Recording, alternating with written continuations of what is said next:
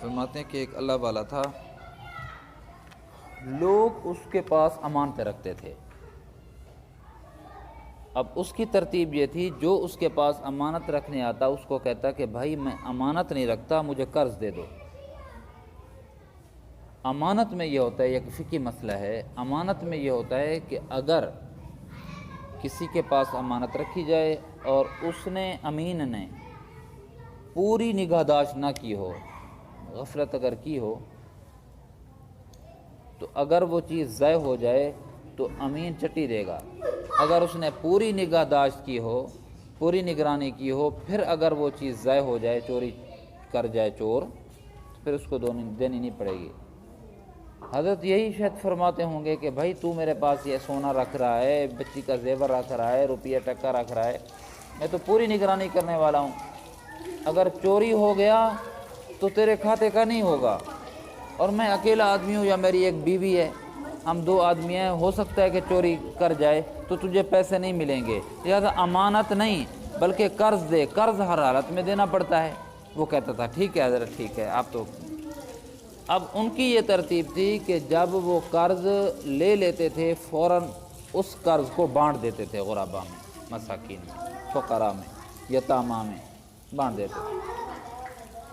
ایک وقت ایسا بھی آیا کہ وہ حضرت بیمار پڑ گئے، اور بیماری ایسی کہ بالکل ایسے محسوس ہوتا تھا کہ حضرت بس گئے ہی گئے، فوت ہونے والے۔ جب ان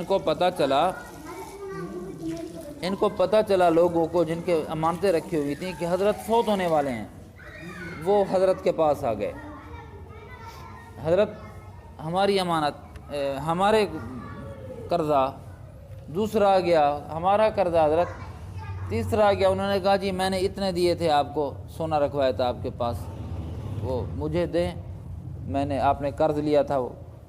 حضرت تو فوراً بانٹ دیا کرتے تھے، کہاں سے ہیں حضرت کے پاس؟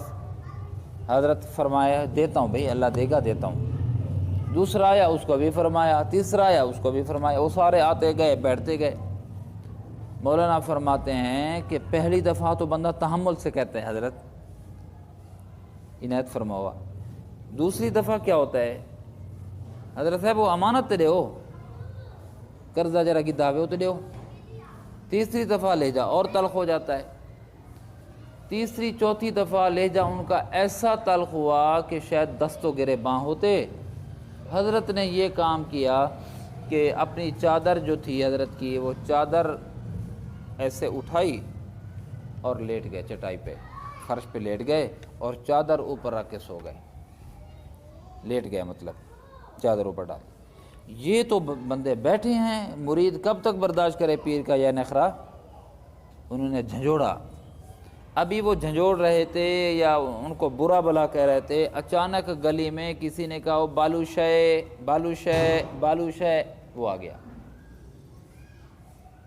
حضرت نے جلدی جلدی کپڑا ہٹایا اور فرمایا کہ جاؤ بھائی اس کو بلاؤ بلاؤ۔ انہوں نے کہا بیا ظلم کرنے حضرت صاحب ہوں تو وہ رہ نہ گئی، عزت توقیر تے رہ نہ گئی حضرت دی۔ اس کو بلایا، وہ بچہ تھا، لڑکا تھا، تھار فرمایا رکھ دو، رکھ دیا۔ کتنے کا ہے؟ اس نے کہا مثال کے طور پر 100 روپے کا ہے، 100 درہم کا ہے، 100 روپے کا ہے۔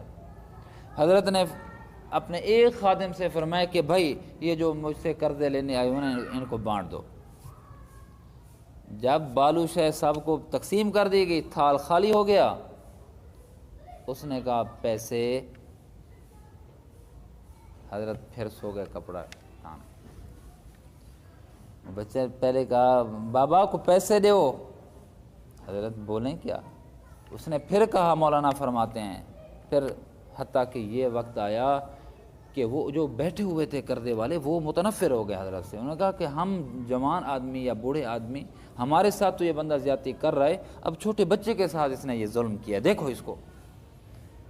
جب بچے نے سمجھ لیا کہ یہ تو حضرت تو عادی مجرم ہیں جو سو رہے ہیں، اس نے پہلے تقاضا کیا، تقاضے کے بعد رونا شروع کیا، رونے کے بعد اس کی آواز رند گئی، سسکیاں لینے لگا۔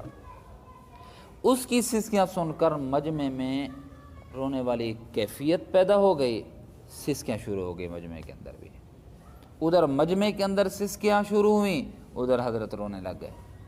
ابھی تھوڑا سا وقت گزرا تھا، دروازے پہ دستک ہوئی، خادم بھاگا باہر، تو ایک بندہ آیا ہوا تھا، اس نے مولانا فرماتے ہیں کہ خان لیا ہوا تھا، تشتری یعنی تھال لیا ہوا تھا، اس تھال کو ڈھانپا ہوا تھا۔ اس نے کہا کہ میں حضرت کے لیے ہدیہ لایا ہوں۔ مولانا فرماتے ہیں کہ جب حضرت کو بتایا گیا، حضرت فوراً اٹھے اور کپڑا قدوری خود اٹھائی اور دیکھا کہ اشرفیاں ہیں، پیسے ہی پیسے ہیں۔ حضرت نے فرمایا ہاں بھائی عبدالجبار بھی بتا کتنے تیرے ہیں، ہاں بھی عبدالصبور بھی بتا کتنے ہیں تیرے، عدنان بھی آپ بتاؤ کتنے ہیں آپ کے۔ فرماتے ہیں کہ جتنے لوگ قرضے والے بیٹھے ہوئے تھے ان کو قرضہ ادا کیا، اشرفیاں بچ گئیں۔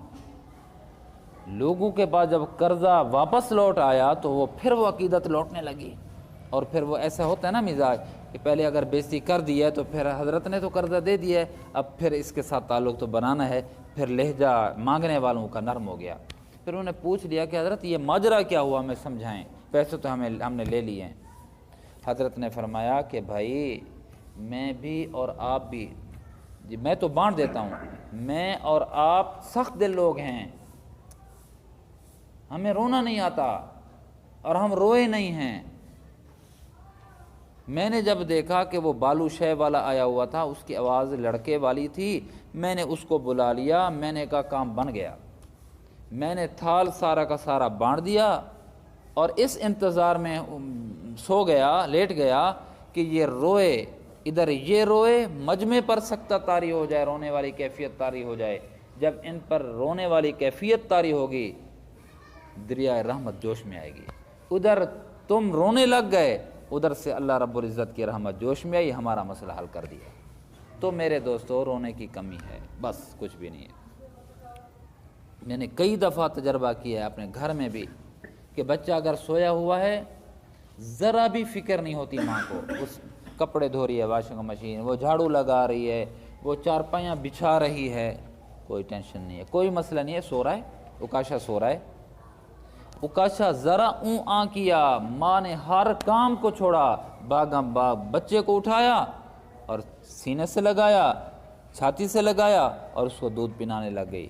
ایک ماں روتے بچے کو دودھ پلاتی ہے، رونے والے بچہ جو رو نہ رہا ہو، ماں بھی اس کو دودھ نہیں دیتی۔